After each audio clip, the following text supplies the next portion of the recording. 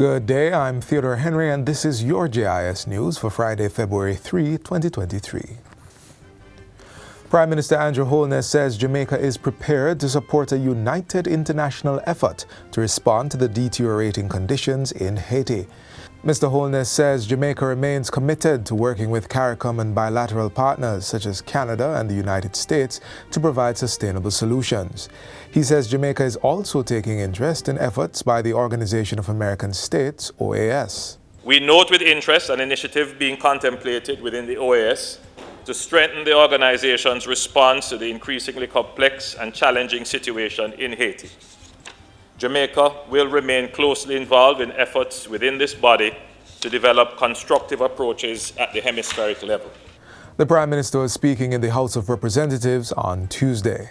He expressed particular concern at the fact nearly 5 million people face acute hunger across Haiti as cases of cholera challenge the country's public health system. Jamaica would be willing to participate in a multinational security assistance deployment to Haiti under the appropriate jurisdictional parameters to support a return to a reasonable level of stability and peace. Government will be putting a stop to the illegal practice of persons buying and selling driver's licenses. The warning came from Minister of Transport and Mining Audley Shaw in his address at the launch of York Castle High School's driver education program. It is going to end, and this event and what you're doing here at York Castle High School will be part of the replacement for people buying their licenses.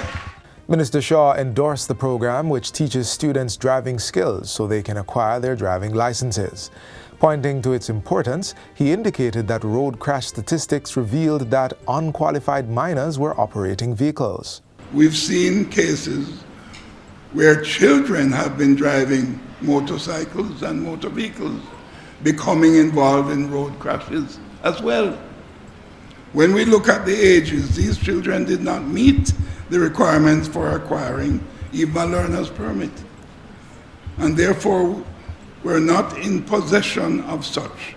Minister of Education and Youth Favour Williams says the program is a part of the ministry's thrust for the development of technical skills in the education system. The Ministry of Education and Youth and its agencies have been moving to reorient our approach to education to make it more accessible, more relevant and practical, and this driver education program is one to emulate and have rolled out to other high schools in Jamaica. The Jamaica Business Development Corporation, JBDC, is this month launching a national survey instrument to ensure the availability of proper data for creatives and cultural industries, CCIs. Deputy Chief Executive Officer of the JBDC, Harold Davis, says this is to garner comprehensive and empirical data that can support the development of CCIs at the micro, enterprise, sector and national levels. We have refined the data mining or mechanism somewhat, and as a result of that now we're going back to the key stakeholders in the industry with a view to launch an all industry survey at the beginning of February 2023, just in time for Reggae Month. Mr. Davis was addressing a recent JIS think tank. Director of the Economic Accounting Division at the Statistical Institute of Jamaica, Paula Jackson, is urging stakeholders to provide the information required in detail. For it to continue, we need to sensitize person. What information do we need to keep going forward with this? When you're looking at your GDP, you need to get certain things like your sales, your consumption, intermediate consumption, which are really purchases and so on. When you're asked for the information, please provide the information at a detailed level. The initiative, expected to cost $72,000, is being conducted on the UNESCO project that is geared towards bolstering Jamaica's cultural and creative industries. Government has initiated talks with the new director of the Pan American Health Organization, PAHO, for an urgent plan to address the impact of migrating health professionals from Jamaica and the region. Minister of Health and Wellness Dr. Christopher Tufton held discussions with PAHO's new director, Dr. JIS Barbosa, at the headquarters of the Organization of American States in Washington, D.C. on Wednesday. Dr. Tufton pointed out that the Caribbean region continued to suffer from the fallout caused by the migration of health workers, which was threatening to significantly compromise the healthcare delivery system. He expressed the need for an urgent coordinated action plan led by PAHO. This, he said, should address the human resource needs of the developed world while also providing capacity for developing countries, which are the main points of recruitment for health workers. Minister Tufton is chair of the PAHO Executive Committee for 2022-2023. The Executive Committee, comprised of 9 member states of PAHO, meets twice a year to discuss the organization's budget and policies for addressing pressing health issues in the region of the Americas.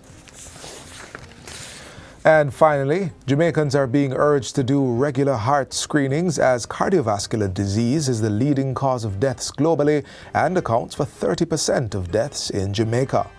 February is being observed as Heart Month under the theme, Do Your Part, Check Your Heart. Chair of the Heart Foundation of Jamaica, Dr. Adrian Chung, says the risk factors are high, where 1 in 3 persons are hypertensive, 1 in 2 are obese or overweight, and 12% of Jamaicans are diagnosed as diabetic or pre-diabetic. Can we really afford not to screen? It's part of the mandate and the mission of the Heart Foundation of Jamaica, which is to reduce the incidence and prevalence of cardiovascular disease in our population through a process of health education, screening, and also offering access to more advanced cardiac testing and cardiac care.